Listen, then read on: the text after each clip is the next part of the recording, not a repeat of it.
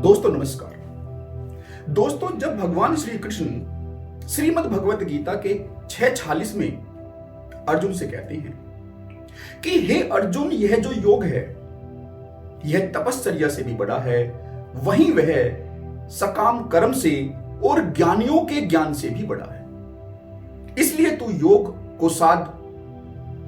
दोस्तों, जब भगवान श्री कृष्ण अर्जुन से योग साधने की बात कहते हैं तो इसमें उन्होंने 3 बातें तपश्चर्या की, सकाम कर्म की और ज्ञानियों के ज्ञान की बात कही है, जिसको हम एक एक करके साथ साथ समझने का प्रयास करेंगे। दोस्तों, जो तपश्चर्या है वह हमारे शरीर से शुरू होती है और चूंकि हम सब शरीरवादी है तो हम उस प्रकट रूप को बहुत ही आसान तरीके से समझ पाते हैं, देख पाते हैं। वहीं दूसरी ओर जो योग है उसकी साधना अंदर से शुरू होती है, वह अंतर साधना है, वह अप्रकट रूप है साधना का, इसलिए हम उसको देख पाने में असमर्थ होते हैं। लेकिन दोस्तों, जैसा कि अभी बताया कि जो तपश्चर्या है वह शरीर उसके केंद्र में होता है और ऐसा ही जो भोगी व्यक्ति होता है उसके केंद्र में भी शरीर होता है।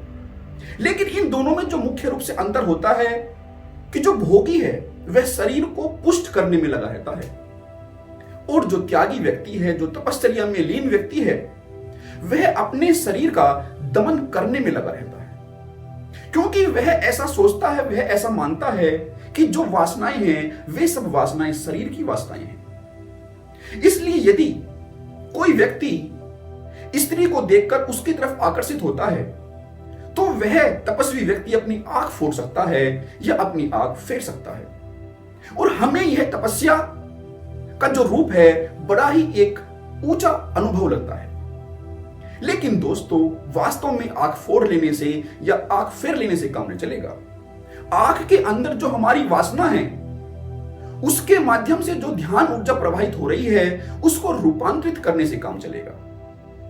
दोस्तों, इसे एक और एग्जाम्पल के द्वारा समझने का प्रयास करते हैं। दोस्तों, जो भोगी है वह भोजन करने में रत रहता है, वह सभी साधन, सभी आयोजन अपने सुख के लिए करता है। वहीं जो त्यागी व्यक्ति है, यदि उसे भूख भी लगी है तो वह शरीर को कंट्रोल करने के लिए, अपनी भूख को कंट्रोल करने के लिए सामने भोजन के होते हुए भी वह भोजन ग्रहण नहीं करता है।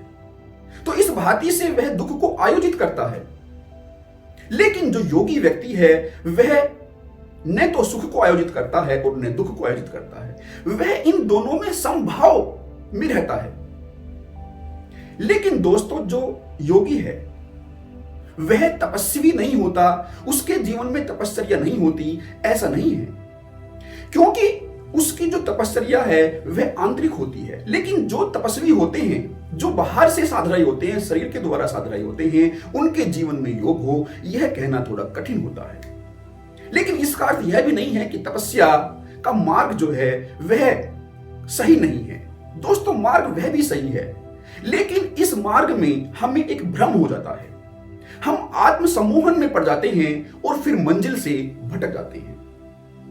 और एक बात और है कि कोई भी किया गया आयोजन हमारे मन को संतुष्टि देता है, फिर वह आयोजन भले ही दुख का आयोजन क्यों न हो। ऐसा मनोवैज्ञानिकों का मानना है कि जो मैसोचिस्ट व्यक्ति होते हैं, जो स्वयं को पीड़ा देने वाले होते हैं, उन्हें स्वयं को पीड़ा देने में उतना ही रस आता है जितना कि परपीड़क सैडिज्म व्यक्ति को आता है। इन दोनों के केंद्र में जो मुख्य केंद्र बिंदु होता है वह पीड़ा का होता है, वह दुख का होता है।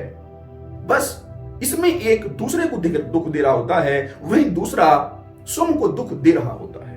लेकिन दोनों के केंद्र में होता है दुख ही, दोनों के केंद्र में होता है शरीर ही। दोस्तों, अब थोड़ा आगे बात करते हैं कि भगवान श्री कृष्ण ने ज्ञानियों के ज्ञान को क्यों श्रेष्ठ बताया है। दोस्तों, जो प्रथम कोटि का ज्ञान है वह मुख्य रूप से, मूलभूत रूप से आत्म अनुभव का ज्ञान है, स्व अनुभव है, अपने एक्सपीरियंस से क्या गया अर्जित वह ज्ञान है। लेकिन जो हमारे शास्त्रों में जो बातें कही गई है, जो ग्रंथों में बातें कही गई है, वे उन महान ऋषियों, महान मुनियों के अनुभव के आधार पर उसमें लिखी गई है। और हम उन अनुभवों को, उन बातों को अपने अंदर उसी भांति से ग्रहण कर पाते हैं जिस भांति से हमारी समझ होती है। हम उन अनुभवों को उसी आधार पर, उसी तरीके से अनुभूत नहीं कर पाते।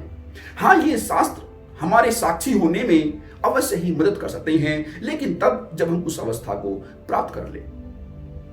वास्तव में दोस्तों, जो स्वयं अनुभव है वही मूल ज्ञान है। और जब हमारी चेतना शुद्ध होते होते शुद्धतम अवस्था तक आती है तो हम एक नए आयाम में प्रवेश कर जाते हैं। इसीलिए कृष्ण भगवान ने अर्जुन से कहा है कि ज्ञानियों के ज्ञान से योग श्रेष्ठ है। दोस्तों, अब बात करते हैं कि कृष्ण भगवान ने क्यों कहा है कि सकाम कर्म से भी योग श्रेष्ठ है। दोस्तों, क्योंकि जब हम सकाम कर्म में लीन होते हैं तो हम किसी कामना के वश, किसी आशा के वश उस कर्म को करते हैं और हमारे केंद्र में मैं होता है, हमारा अहंकार होता है और वह अहंकार ही हमसे अनेकों अनुचित कर्म करवा लेता है। हमारा जो मैं है, हमारा जो अहंकार है, उसके कारण हमारा जो दायरा है वह सीमित हो जाता है। और इसीलिए भगवान श्री कृष्ण ने निष्काम कर्म की बात कही है। दोस्तों, आशा करता हूं कि आप सभी को यह वीडियो अच्छा लगा होगा। इसमें कही गई बातें आपको समझ में आई होगी। दोस्तों, इसी के साथ मैं आप सभी से लेता हूं और सभी के अंदर व्याप्त परमात्मा को मेरा नमन। जय श्री कृष्ण।